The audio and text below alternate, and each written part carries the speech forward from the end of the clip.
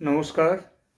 Calcutta dialogues থেকে এখনকার প্রতিবেদন পেশ করছি আমি মনোজ দাস। আজকের বিষয়, এবারের বিষয়, শেখ হাসিনাকে যে বিচারের জন্য বাংলাদেশে ফেরত যাওয়ার কোনো সম্ভাবনাই নেই, তারা যে পাবেন না শেখ হাসিনাকে ওই ক্রাইম ট্রাইব্যুনালে তুলে বিচার করবার জন্যে, সেটা এখন বাংলাদেশের মানুষও মেনে নিচ্ছে ক্রমশ। প্রসঙ্গটা এই জন্যই এলো, এতদিন ধরে যে বাংলাদেশের এমনকি বিএনপি দলের ভেতর থেকেও কথা হচ্ছিল যে শেখ হাসিনাকে ফেরত দিতে ভারত বাধ্য, কারণ ভারতের যে সাথে বন্দি প্রত্যর্পণ চুক্তি যেটা আছে বাংলাদেশের, সেই চুক্তি অনুযায়ী শেখ হাসিনাকে ফেরত দিতে বাধ্য সেখানকার ভারতের সরকার, কারণ তার বিরুদ্ধে অনেক মামলা তোলা হয়েছে। এ ব্যাপারে গত ডিসেম্বরের 23 তারিখে ভারত সরকারের পক্ষ থেকে জানানো হয়েছে যে তারা বাংলাদেশের কাছ থেকে শেখ হাসিনার প্রত্যর্পণের বিষয় নিয়ে একটি চিঠি, মানে এটাকে বলে নোট ভার্বেল, সেই নোট ভার্বেল তারা পেয়েছেন, কিন্তু তার কোনো জবাব এখনো দেননি। জবাব তারা পরে দেবেন এমনই কথা তারা বলেননি যে জবাব দেব, কিন্তু আশা করা হচ্ছে পরে একটা কিছু না কিছু জবাব দেওয়া হবে। এই জবাবটা সাধারণভাবে যে তাকে ফেরত দেয়া হবে না, এইটাই কারণ। জবাব না দেওয়াটা যেমন তার সম্ভাবনাটা কম, কারণ সেটা দিতেই হয়, একটা ভদ্রতা, তেমনি আবার জবাবটা কি যাবে সেটাও কিন্তু মোটামুটি স্পষ্ট। এই স্পষ্টতাটা ভারতের কাছে তো বহুদিনই ছিল, কিন্তু বাংলাদেশের সবাই যেন মানতে চাইছিলেন না এটা।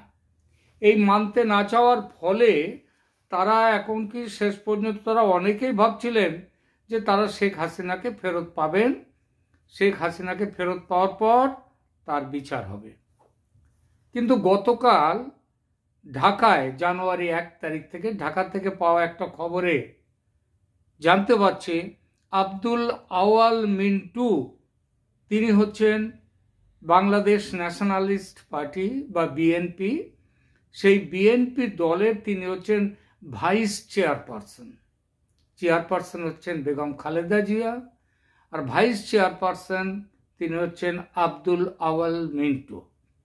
তিনি হচ্ছেন, এই পোস্ট তো আছেনই, তার দলগত, এছাড়া ফরমার, এর আগে তিনি প্রেসিডেন্ট ছিলেন federation of Bangladesh chamber of commerce and industry, মানে বাংলাদেশের chamber of commerce and industry ছিলেন তিনি, এর আগে তার প্রেসিডেন্ট ছিলেন।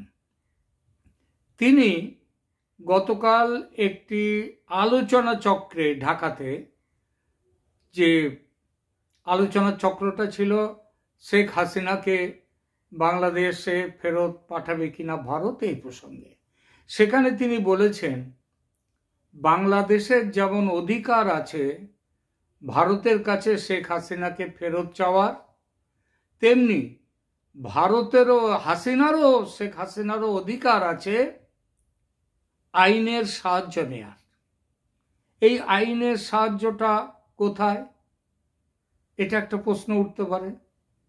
আমি এর আগে এই বিষয়ে একটি ভিডিও করে বলেছিলাম যে ভারতের কোনো আদালতে যদি এই বিষয়ে কোনো মামলা লম্বিত থাকে, পেন্ডিং থাকে, তাহলে আদালতের নিষ্পত্তি না হওয়া পর্যন্ত, সেই মামলার নিষ্পত্তি না হওয়া পর্যন্ত শেখ হাসিনাকে এক্সট্রাডাইট করা, অর্থাৎ এখান থেকে প্রত্যর্পণ করা, সেটা সম্ভব নয়, সেটা হয় না। গতকাল এই যে মিস্টার মিন্টু, আব্দুল আওয়াল মিন্টু, যিনি বিএনপির, তিনি হচ্ছেন ভাইস চেয়ারপারসন, তিনি বলেছেন বাংলাদেশের যেমন তাকে ফেরত চাওয়ার, শেখ হাসিনাকে বিচারের জন্য ফেরত চাওয়ার অধিকার আছে, তেমনি শেখ হাসিনারও অধিকার আছে আদালতের দ্বারস্থ হওয়ার। এই আদালতটি কোথায়, প্রশ্নটা এখানে, সেই আদালতটি যদি ইন্ডিয়ার কোনো ভারতের কোনো আদালতেও যদি তিনি মামলা করেন এর বিরুদ্ধে, তাহলে যতদিন না সেই মামলার চূড়ান্ত বিচার হয়, বিচারের যখন সেখানকার রায় যতক্ষণ আসবে ততক্ষণ তাকে ফেরত পাওয়ার কোনো সম্ভাবনা নেই। আমাদের এখানে আমরা যে খবরে টাইমসের একটি গ্রুপের একটি কাগজ থেকে আমি এই অংশটা, তারা যেটা দিয়েছেন আমাদের ভারতের কাগজে, সেটা বলছি, দিস ইজ এ মিন্টু বলেছেন, this is a highly political issue, highly political, তার মানে রাজনৈতিক ইস্যু। এটা কে স্বীকার করছেন? বিএনপি দলের ভাইস চেয়ারপারসন। এই ভাইস চেয়ারপারসন তিনি বললেন, যখনই বললেন হাইলি পলিটিক্যাল ইস্যু, তখন মামলা করারও দরকার নেই। এখান থেকেই বোঝা যায় যে আমরা ভারত পরিষ্কার বলে দিতে পারি, তোমরা পলিটিক্যাল কারণে তাকে নিয়ে যেতে চাইছো, তার কোনো বিচার করবার জন্য নয়। সুতরাং এই একটি কারণেই বন্দি প্রত্যর্পণ চুক্তি অনুযায়ী শেখ হাসিনা যাওয়া আটকে দেওয়া যায়। তাছাড়াও তিনি আরও বলেছেন যে ভারত হচ্ছে একটা গণতান্ত্রিক দেশ, সেই দেশে তিনি বলছেন, because she is staying in India right now or in any other country, she has also own right to go to the court in that country.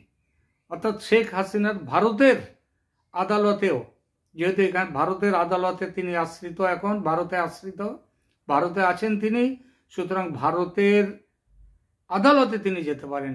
So the court of that country will decide ultimately that what will be the process of return to Bangladesh. তাহলে court দেখবে তিনি বাংলাদেশে যাবেন কিনা। It is not that easy because the international law is involved, international humanitarian laws is involved. এটা শুধু আন্তর্জাতিক আইন নয়, আন্তর্জাতিক মানবাধিকার আইন পর্যন্ত এর সঙ্গে জড়িত। তিনি আরও বলছেন, there are 3 issues involved here. One is our demand. Hour demand মানে বাংলাদেশের দাবিটা হচ্ছে, এর মধ্যে 3টি ইস্যু আছে। বাংলাদেশের দাবি একটা ইস্যু, যে দাবি তাদের ন্যায্য দাবি, তারা বলতে পারে আমরা ফেরত চাই। আবার সেকেন্ড আরেকটা ইস্যু হচ্ছে যে এটা যেহেতু তিনি এখন ভারতে কাজ থাকেন, সুতরাং তারও একটা ইস্যু রয়েছে, তিনি she has the right to go to the court, Indian court. এরপরে তিনি বলছেন যে repatriation treaty between the 2 countries, Bangladesh exercise their right to ask for repatriation, and India and Bangladesh has a repatriation treaty. So under the treaty we have additional right to demand. Now Bangladesh government already demanded her return to Bangladesh. Mean to say that every Bangladeshi has right to a fair trial which must be upheld. ওগুলো তো বাংলাদেশের বিচারের সময় সেখানে কতটা fair trial এখন চলছে, কতটা ন্যায্য বিচার হচ্ছে এবং বিচারপতিদের নিয়োগ কিভাবে হচ্ছে, নিজেদের পুরনো বিচারপতিদের জোর করে পদত্যাগপত্র লিখিয়ে তাড়িয়ে সেই জায়গায় নিজেদের বিচারপতি মানে খুশি মতো বিচারপতি নিয়োগ করে বিচার ব্যবস্থা করা হচ্ছে, এই সবগুলোই হচ্ছে বিচার করে দেখবেন। সুতরাং এই পরিস্থিতিতে আবার বলছি, বাংলাদেশের যে প্রধানমন্ত্রী শেখ হাসিনা, যিনি ভারতে আছেন এখন, তার বাংলাদেশে ফেরত পাঠাবার, ফেরত এক্সট্রাডিশনের যে রিকোয়েস্ট ওরা করেছে, সিম্পলি ভারত কিছুদিন পরে নিজের সুবিধা মতো একটা ঘোষণা কেবল দিয়ে দেবে, যে একটা চিঠির জবাব দিয়ে দেবে যে আমরা এক্সট্রাডাইট তাকে এখান থেকে প্রত্যর্পণ করতে পারি না, যেহেতু তার বিরুদ্ধে মানে তার দায়ের করা মামলা ভারতের আদালতে লম্বিত আছে, অথবা তিনি বাংলাদেশে ফেয়ার ট্রায়াল, ন্যায্য বিচার তিনি পাবেন না, সুতরাং আমরা তাকে ফেরত পাঠাতে পারছি না। ঠিক আছে? সুতরাং যারা খুব চিন্তা করছেন যে বাংলাদেশের এই দাবির পরে শেখ হাসিনাকে ওদের হাতে তুলে দিলে ওরা তাকে জেলখানার মধ্যেই মেরে ফেলে দেবে, এবং জেলখানার মধ্যে মেরে ফেলে দেওয়ার মানে পুরনো ইতিহাস তো বাংলাদেশে খুব ভালো রকম আছে। তো এই হচ্ছে পরিস্থিতি, বিষয়টা জানিয়ে রাখলাম। এখনকার মতো এখানেই থামছি, ভালো থাকবেন, ধন্যবাদ।